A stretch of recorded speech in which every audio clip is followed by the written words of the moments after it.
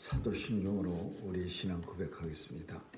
전능하사 천지를 만드신 하나님 아버지를 내가 믿사오며 그 외아들 우리 주 예수 그리스도를 믿사오니 이는 성령으로 잉태하사 동정녀 마리아에게 나시고 본디오 빌라도에게 고난을 받으사 십자가에 못 박혀 죽으시고 장사한 지 사흘 만에 죽은 자 가운데서 다시 살아나시어 하늘에 오르사 전능하신 하나님 우편에 앉아 계시다가 저리로서 산 자와 죽은 자를 심판하러 오시리라.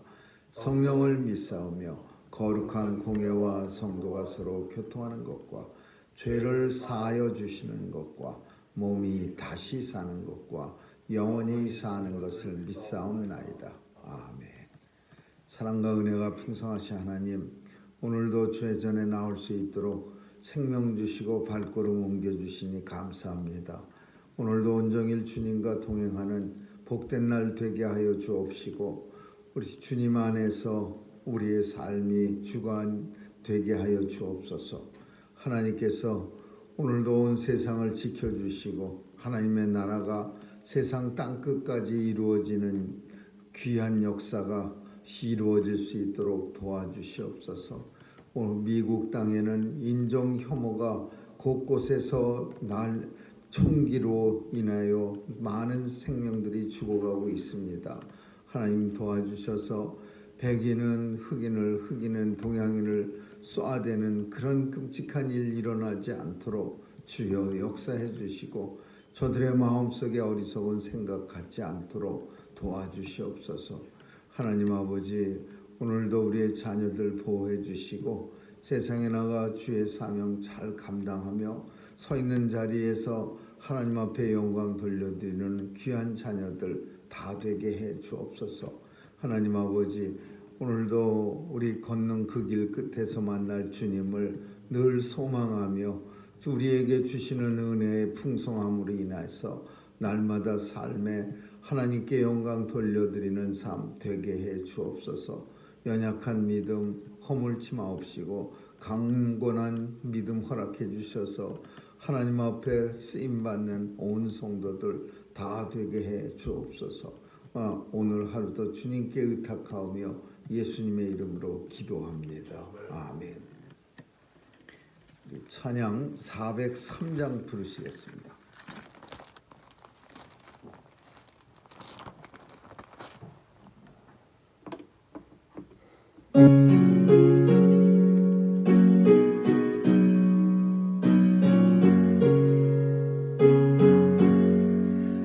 나 위하여 십자가에 중한 고통 받으사 대신 죽은 주 예수 사랑하신 은혜요 오배로운 피를 흘려 영영 죽을 죄에서 구속함을 얻으니 어찌 찬양 안 할까.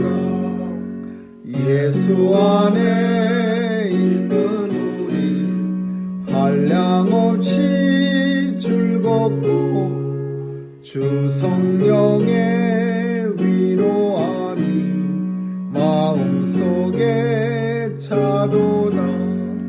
천국 음악 소리 같은 은혜로운 그 말씀 끊임없이 듣는 우리 어찌 찬양 안 할까. 이 세상의 모진 풍파 쉬지 않고 불어도 주님 안에 보호받는 우리 마음 편하다. 늘 깨어서 기도하고 저 천국을 바라며 주님만을 기다리니 어찌 찬양 안 할까. 하나님 말씀은 다니엘서 5장 보겠습니다. 5장 1절에서 9절까지 한 절씩 교대로 읽습니다. 5장 1절에서 9절입니다. 벨사살 왕이 그 귀인 1,000명을 위하여 큰 잔치를 배설하고 그 1,000명 앞에서 술을 마시니라. 벨사살이 술을 마실 때에 명하여 그 묻힌 느부갓네살이 와이로 사진전에서 취하여 그 기명을 가져오게 하였으니 이는 왕과 귀인들과 왕후들과 빈궁들이 다 그곳으로 마시려 함이었더라. 이에 예루살렘 하나님의 전 성소 중에서 취하여 온 금기명을 가져오매 왕이 그 귀인들과 왕후들과 빈궁들로 더불어 그것으로 마시고 우리가 술을 마시고는 그 금은동철 목석으로 만든 신들을 찬양하니라. 그때 사람의 손가락이 나타나서 왕궁 촛대 맞은편 분벽에 글자를 쓰는데 왕이 그 글자 쓰는 손가락을 본지라. 이에 왕이 즐기던 빛이 변하고 그 생각이 번비하여 목젖다리 날라 눕는 듯하고 그 무릎이 서로 부딪히니라. 왕이 크게 소리하여 술객과 갈대아 술사와 점쟁이를 불러오게 하고 바벨론 박사들에게 일러 가로되 물론 누구든지 이 글자를 읽고 그 해석을 내게 보이면 자주옷을 입히고 금사슬로 그 목에 들이우고 그로 나라의 셋째 칠이자를 삼으리라 하니라. 때에 왕의 박사가 다 들어왔으나 능히 그 글자를 읽지 못하며 그 해석을 왕께 알지 못하는지라. 같이 읽습니다. 그러므로 벨사살 왕이 크게 번민하여 그 낯빛이 변하였고 귀인들도 다 놀라니라. 아멘.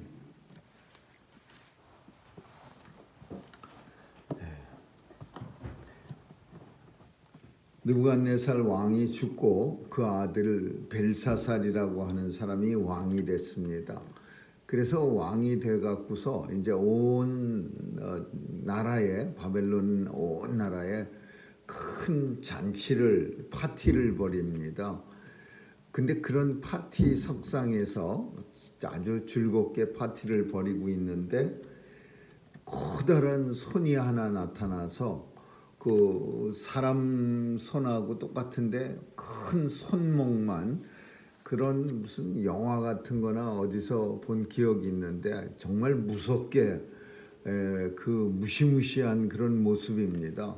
사람보다 큰 손 한 개가 탁 나타나서 그 손이 벽에다가 이렇게 푹푹 벽을 파서 글씨를 씁니다. 근데 그 손의 주인은 보이지 않고 그냥 손만 나타나서 사람들이 그냥 1,000명이 넘게 모여있는 파티 석상에서 손이 탁 나타나서 벽에다가 글씨를 쫙 씁니다. 메네 메네 데겔 우바르신 이런 글씨를 탁 썼습니다. 그러자 이제 이 왕이 벨사살이라고 하는 느부갓네살 왕의 아들이 그냥 뭐 뼈마디가 막 무릎하기 서로 부닥쳤고 뭐 온몸이 녹는 듯하고 이게 얼마나 겁을 먹었으면 얼마나 그냥 덜덜덜덜 떨린 겁니다. 그래갖고서는 이제 막 온몸이 그냥 낯빛이 변하고 온몸이 후들거리고 막 그니 왕도 그랬겠지만은 그 안에 있는 그 잔치에 초대받은 1,000여 명 가까운 사람들이 1,000명 앞에서 술을 먹었는데 그 1,000명이 얼마나 왕만 봤겠습니까? 다 같이 봤을 텐데 벌벌 떨었겠습니까? 그러니까 아주 그냥 파티 석상이 그냥 아주 죽음의 그런 공포의 자리가 된 거예요. 그래서 왕이 이제 늘 그렇듯이 술객, 술사, 점쟁이, 바벨론에 있는 모든 사람을 다 불러들입니다. 그리고는 그 글자를 해석하게 합니다. 메네 데겔 우바르신. 근데 이것을 해석하는 사람이 단 하나도 없어요. 뭐 난다긴다는 점장이 뭐 술사, 술객 아무도 없는 겁니다. 그래서 왕은 이제 포상금을 겁니다. 만약에 누구든지 제대로 해석하면은 자주색 옷을 입히고 그리고 셋째 칠이자로 삼겠노라. 첫째는 왕이고 둘째는 왕비고 셋째는 왕과 왕비 다음에 최고 높은 자리를 주겠다 그 얘기죠. 그럼 지금 국무총리쯤 되는 그런 자리를 주겠다라는 거예요. 그래서 이제 이 왕이 하도 이제 벌벌 떨고 또 해석하는 사람은 없고 그래서 이 다니엘을 이제 부릅니다. 왜냐하면 다니엘은 옛날에 자기 아버지 때에도 이상한 꿈을 해석한 그런 경력이 있기 때문에 다니엘을 불러서 이 글의 뜻을 해석해 달라고 합니다. 근데 사실 선지자가 와서 좋은 글을 해석하는 거는 참 마음이 편하지만은 오늘 본문에 나오는 이 글은 메네 데겔 우바르신이라고 하는 이 글은 이거는 굉장히 해석이 힘든 게 아니라 해석한 것을 말하기 힘든 그런 내용입니다. 그래서 참 그러나 벨사살 왕이 하도 이제 공포에 질려 있고 그리고 해석하는 사람은 한 사람도 없고 그리고 이제 다니엘에게 간절히 요청을 합니다. 이 글을 해석해 달라. 그 글의 내용은 이거였습니다. 메네라고 하는 것은 한마디로 끝났다라는 뜻이야. 이제 나라가 끝이 났다. 그리고 데겔이라고 하는 것은 저울에 달아서 매우 부족하다 그런 뜻이야. 그러니까 왕의 능력이 이 나라를 다스리는데 부족하다. 나라가 이미 끝났다. 왜냐하면 왕의 능력이 이 나라를 다스리는데 부족하다. 그래서 우바르신이라고 하는 것은 페레스라는 말의 복수의 의미인데 도시들이라는 뜻이야. 그래서 그 도시들이라는 말은 메데바사 나중에 페르시아가 된 도시입니다. 이 메데바사에게 이 나라를 쪼개어 준다 그런 뜻이야. 그러니까 다시 말하면 이제 이 나라가 한심한 왕 때문에 멸망당하고 이 나라가 쪼개져서 메데바사 같은 페르시아의 그 원래 오리지널 그 도시 국가들에게 나누어 준다. 메데바사라고 하는 것은 조그만 도시입니다. 메데라는 도시고 바사라는 도시야. 근데 이 두 도시가 이제 큰 아주 강력한 어떤 군주가 이제 생겨갖고 두 나라가 이제 강해지는데 이 두 나라가 힘을 합친 나라가 페르시아입니다. 그래서 이 두 나라가 힘을 합쳐서 바벨론 제국을 멸망시켜 버리는 거예요. 근데 그게 여기서 나온 거예요. 메네 데겔 우바르신. 근데 왜 하나님이 이 벨사살 왕 때 이렇게 했느냐? 이제 벨사살 왕은 다니엘을 불러들여서 자색 옷을 입히고 국무총리를 삼습니다. 그러나 안타깝게도 국무총리가 된 지 얼마 되지 않아서 그 다음 날 이 꿈의 해석을 듣고 다니엘이 국무총리가 된 다음 날 벨사살 왕은 죽습니다. 한밤중에 그냥 죽어버려요. 근데 왜 하나님께서 이 벨사살 왕 때 이렇게 이 바벨론을 멸망시켰냐? 오늘 본문에 그 이유가 나타나는 게 그게 뭐냐면요. 예루살렘에서 훔쳐온 전쟁에서 뺏어온 제사 때 쓰는 금, 은, 기명을 제기하는 제기들이라 그러는 거예요. 이게 뭐냐면 제사할 때 쓰는 그릇들이에요. 은, 금은, 기명. 그거 갖다가 뭐에 쓰려고 했냐면 왕과 귀인, 왕후, 빈궁들 그걸로 술 마시게 하려 함이니라. 예루살렘 성전에서 솔로몬 성전에서 그 아버지가 금덩어리 은덩어리 만든 그 잔 뭐 그릇들 잔뜩 그 닭 불태우기 전에 가져왔는데 이 아들 왕은요 아버지도 그렇게 안 했는데 아들 왕은 그 그릇들 반짝거리게 다 씻어서 이제 가져오게 한 후에 그걸로 한 잔씩 하는 거예요. 제사 지내 하나님 앞에 제사 지낼 때 쓰던 그릇 가지고서 자 이 반짝거리는 하나님한테 드리는 술잔 가지고 우리가 이 술잔으로 마시자. 뭐예요? 하나님만큼 우리가 높아진다 그런 뜻이에요. 하나님이 쓰는 그 잔으로 우리가 술을 마시고 취해보자 이런 뜻이에요.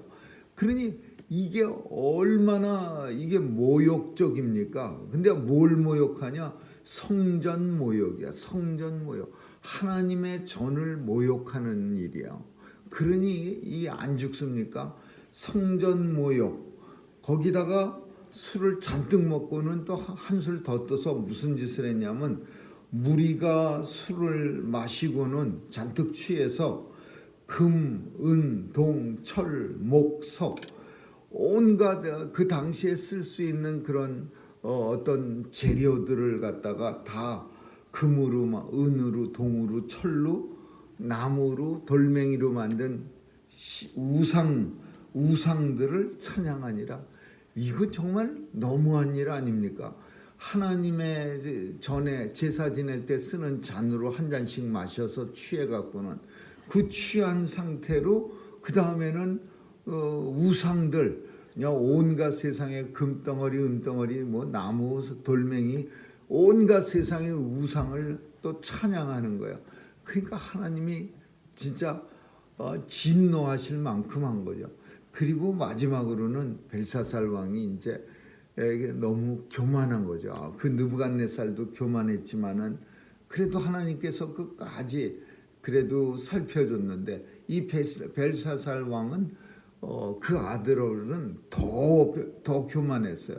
그래서 하나님께서 세 가지 이유로 인해서 성전 모욕, 우상 아주 그냥 극도로 우상을 섬기고 그리고 마지막으로 교만한 까닭에 이 벨사살 왕을 쳐 죽입니다.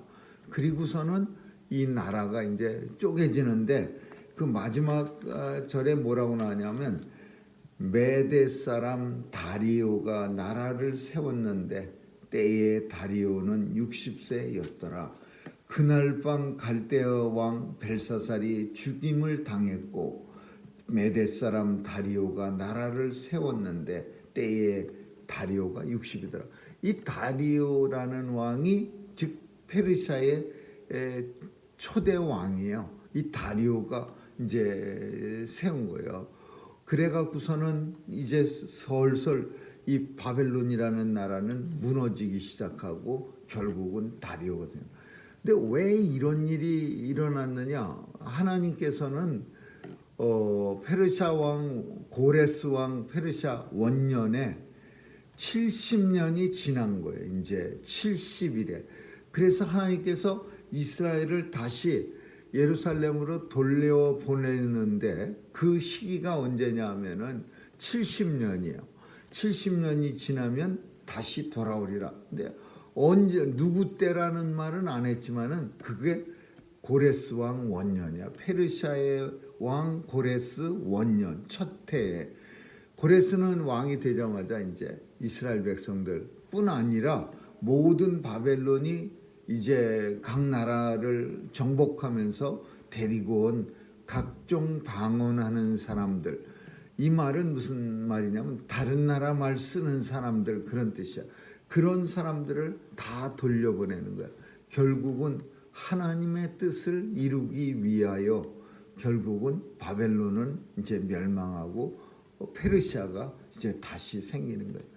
오늘 본문을 통해서 우리는 큰 벽에 나타난 엄청난 큰 글씨 메네 데겔 우바르신 손목 하나가 나타나서 그냥 벽에 그런 그 영화 같은 데서 아마 비디오 같은 데서 본 기억이 있는데 그걸 그냥 벽에 술 먹고 막 진탕 놀고 있는데 갑자기 손목 하나가 탁 나타나서 벽에다가 글씨를 크게 씁니다. 메네 메네 데겔 우바르신. 그러니까 그걸 바라본 사람들, 왕을 비롯해서 그냥 수많은 사람들이 그냥 막 다리를 후들후들 떨고 뭐 뼈마디가 서로 부닥치고 막 그런 일이 막 생기는 거예요. 하나님께서 하시고자 하는 일을 미리 보여주신 거예요.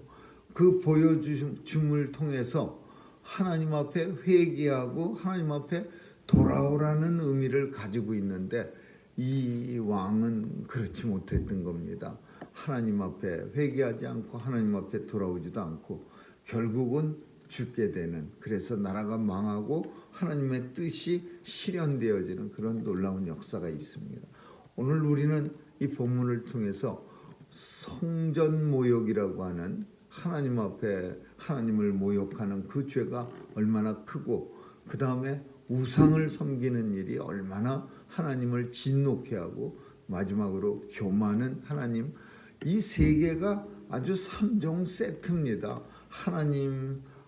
하나님의 진노 받는 데 있어서 가장 좋은 비결, 하나님을 모욕하고 우상을 섬기고, 그리고 교만한 자는 하나님이 친히 대적하신다 그랬어요.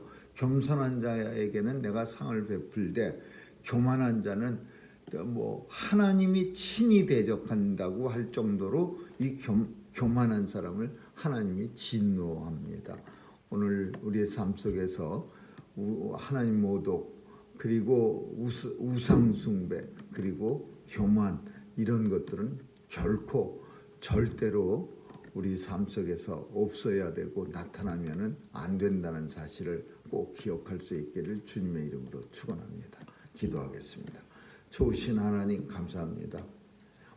행여라도 우리 삶 속에 하나님을 모독하는 일, 때로는 또 하나님 앞에 우리가 다른 하나님보다 더 귀한 것을 섬기는 그런 어리석은 일 하지 않도록 도와주시고, 또 늘 하나님 앞에서 겸손할 수 있도록 우리를 붙잡아 주옵소서.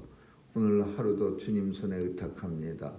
성령께서 도와주셔서 하나님이 보시기에 합당한 주의 백성으로 살게 해 주옵소서. 감사드리며 예수님 이름으로 기도합니다. 아멘. 주기도문으로 마치겠습니다. 하늘에 계신 우리 아버지, 이름이 거룩히 여김을 받으시오며 나라에 임하옵시며 뜻이 하늘에서 이룬 것 같이 땅에서도 이루어지이다. 오늘날 우리에게 일용할 양식을 주옵시고, 우리가 우리에게 죄 지은 자를 사하여 준 것 같이 우리의 죄를 사하여 주옵시고, 우리를 시험에 들게 하지 마옵시며 다만 악에서 구하옵소서. 대개 나라와 권세와 영광이 아버지께 영원히 있사옵나이다. 아멘.